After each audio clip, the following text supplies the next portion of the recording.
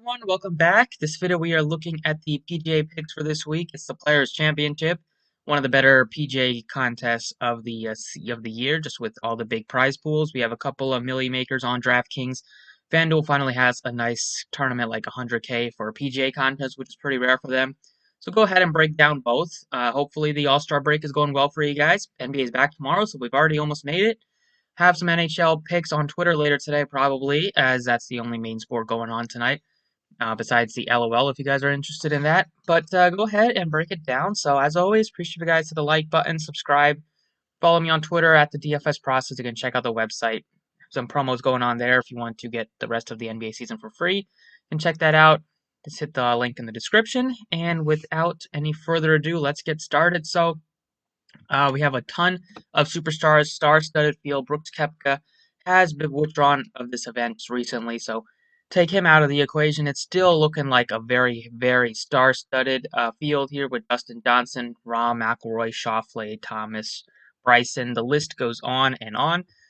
But looking at some of the holes here, they are pretty drivable, and I feel like there are going to be some chances for eagles for some of these players.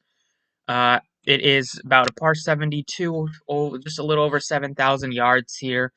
If we want to look at some of the important stats, I think the approach is pretty important here. Approaching the green. Colin Morikawa is leading the field so far this season. You see Dustin Johnson up here, Justin Thomas, although he had a pretty rough first round last week, kind of bounced back, or like the last event that he played, bounced back in the next 3 days. We see Hatton also doing pretty well in this approach. Corey Connors was in the mix last week until kind of blew up in the back nine. And then we see some other guys like Bryson, Xander, Cameron Davis, Victor Hovland, who's been on a tear, Ryan Palmer, who's still been playing pretty good golf. It's slowed down a little bit, but he's still been playing some of his better golf for the last couple years. Patrick Cantley, all in the top 50, and then it rounds out with Daniel Berger. So that's a pretty important stat. And then we look at par 5 scoring, just because there are some par 5s here on this course. Like looking at the first round, we have just like a 523-yard par 5, which is probably one that Bryson can get to the green into, and probably some other guys like some other bombers like Cameron Davis. We've seen Xander Schauffele put himself in position for a lot of eagles.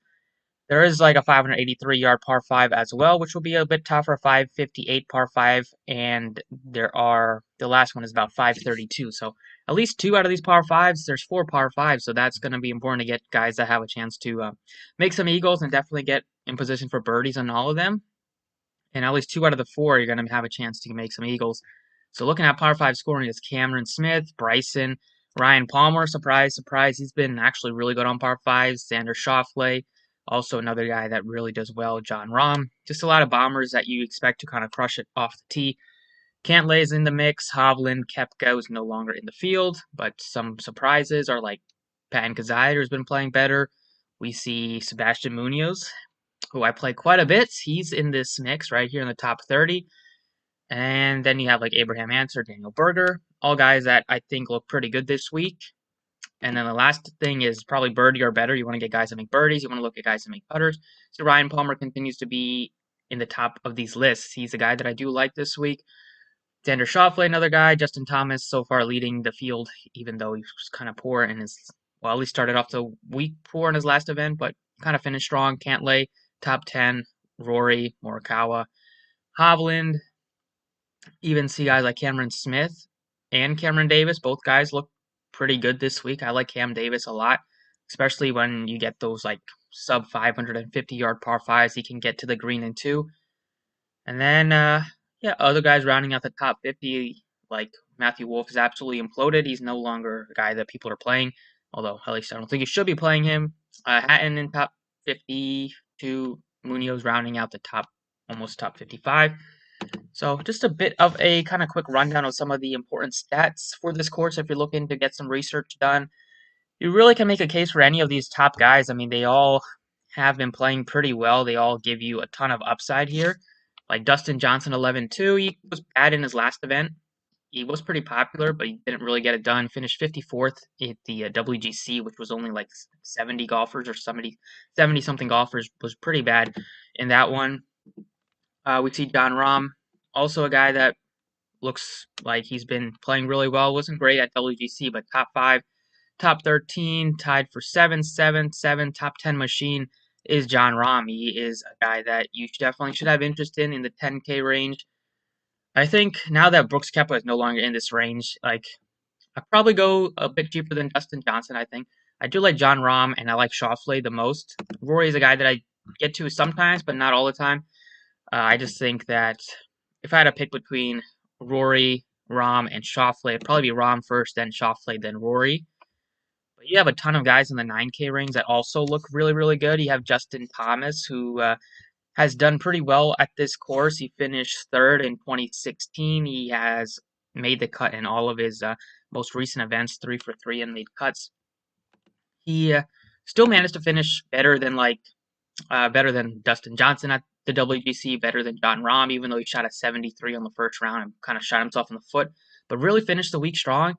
And I think this is kind of the event that you expect, like some of the stars to do really well at and kind of be in the mix at the end. And I think Justin Thomas getting a nice discount on his price tag. He's not been as consistent as some of the other guys with missing a couple cuts here. One was in the Euro Tour, but I just love the upside that he brings. Gives you a lot of opportunities to get into the top 5, as he's done that at the Century, even though that's pretty small field. But he did that at the Masters, at the Zozo back in October. But he's still a guy that you have a lot of confidence in. Makes a lot of top 10s, makes a lot of top 5s, and he's still pretty affordable at 9,900. You're saving over $1,000 from Jon Rahm. You're saving 12 or 1,300 from Dustin Johnson. Webb Simpson, another guy that has done really, really well at this course. He's a guy that people should have interest in at only $9,500. I definitely have interest in him as well, but I think that there's just so many studs. You got to kind of make some decisions. I really don't mind him. He did have like a top finish here recently, but he's a guy that people do play quite a bit just because he does give you a lot of upside. He's always a safe player. Doesn't make a ton of mistakes. He kind of puts himself in position for birdies, and his putter is kind of pretty hot a lot of the time. So he's a guy that can kind of knock down some 20+ footers, which is something that not a lot of golfers can. And whenever your golfers does, that really helps kind of getting them out of some trouble. So I really do like Webb Simpson if you wanted to take a shot with him. So besides Webb, you have Colin Morikawa, won at the WGC. Looked really, really good at the end and in the middle rounds. Kind of wasn't great in the first round, but definitely finished strong. He's a guy that's always kind of up and down. You got to hope to get him right. I think I probably like a couple of other guys better than Colin Morikawa this week. Probably go Webb. Yeah, Bryson also coming off a win. I don't really go to guys right off after a win just because kind of played really hard last week, and Lee Westwood gave him a run for his money at the end. Lee Westwood missed like a little over 5-footer to kind of tie at the par 5, like 2 holes left, and he missed that. So Bryson put himself in position to kind of get that win without going into a playoff. In the 9K range, I think Dustin Thomas is my favorite, followed by Patrick Cantley, who's only 9,200. I like him a ton. Then Webb Simpson, then Hovland, and then that's mainly it. I don't think I have a lot of interest in Tony Finau or Patrick Reed just because Finau is just not a guy he's always been in contention and making top 10s and making like top 5s, but he's really struggled to get a win. I don't know if it's something in his back of his mind, but he's not really had the clutch factor. He's made a ton of top 5s, finished runner-up 3 events in a row, but hasn't been able to kind of get over the hump. 91 isn't a terrible price tag, but I just like a couple of other guys. If I was going to pay over 9,000 for a golfer, I think I'd probably get to like Patrick Cantley, who has been really, really good recently. He's only played at this course once, finished 22nd, but he finished 3rd at the Pebble Beach, 2nd at the American Express, been top 20s, finished 1st at the Zozo. He hasn't fallen under top 20 since the CJ Cup. Just really on top of his game right now, and I just love the price tag on him at 9,200. I think you can make some argument to put some money on him as the outright winner. In the 8K range, it's like Daniel Berger. I play over Scheffler just because he gives you upside to win. Like Scheffler hasn't won yet. Berger does give you upside to get the job done. He's won a couple times over the past year. Hideki's not a guy that I play. Just don't really like to play guys like Hideki. Spieth is expensive now. He's 86. Even though he sprays the ball off the tee at times, he still somehow manages to find a way to kind of get it onto the green on the second shot and make a chance for birdies. He looks like he's in position to win soon. He was in contention in the round 4, and then he kind of messed up at the closing with like 11 holes left. He's in play, but I just have a little bit more interest in some other guys this week. Like Hatton, I'd probably play over Spieth just because he's definitely safer. He gives you a lot of upside as well. Paul Casey's not a guy that I really play. Same thing with Sanjay, although he's been playing better. Definitely a guy you could make a case for. 8K range is pretty strong, but I think you could avoid it altogether and go right into the 7K range. Like, you could make an argument for Adam Scott or Jason Day, but probably play Scott over Day, but I don't really ever play Jason Day. I don't think I want to start now. But in the 7K range, this 7K range is really loaded. You have Cameron Smith, you have Justin Rose, you have Joaquin Niemann, who's been on fire. Recently, you have Max Homa, another guy that's been lights out, Zalatoris, Abraham Answer. We have in the low 7K range, you have Fowler, who's been terrible, but still has like kind of the name recognition with him. Then you have Ryan Palmer. At the low 7K range, we have Cam Davis at 7,100, Ian Poulter. 7K range is loaded. I think I'll kind of spend some time talking about those guys here. Abraham Answer is definitely a guy that I like. He is only $7,500. He's been playing pretty good golf. I like him a lot more than like Harris English, who hasn't made the cut yet at this course. He's 0 for 4. So I'd rather go with Answer, who's been playing better. He gives you upside to make some birdies and make some eagles on those par 5s. He's a great, has a pretty hot putter. He can knock down some 20, 25, 30-yard putts. So he's a guy that I do like at 7,500. Max Homa has played like a ton of weeks in a row. He's been so good that I feel like he doesn't want to not play a week and kind of cool off because he's been so hot right now. Tied for 10th, 22nd, 1st, 7th, 42nd, 18th, 21st. Like, he's been great, especially after last season where he kind of struggled and wasn't as consistent. He's been making a ton of money over the past like 2 months, and I think 76 is a good price tag. It's really one of the toughest, like most star-studded fields that he's had, but he's been playing great, so I can't really knock him. And then Cam Smith, also a guy that's been playing great. I do think I'd probably go a little bit cheaper than him at the 7K range, but he's in the mix.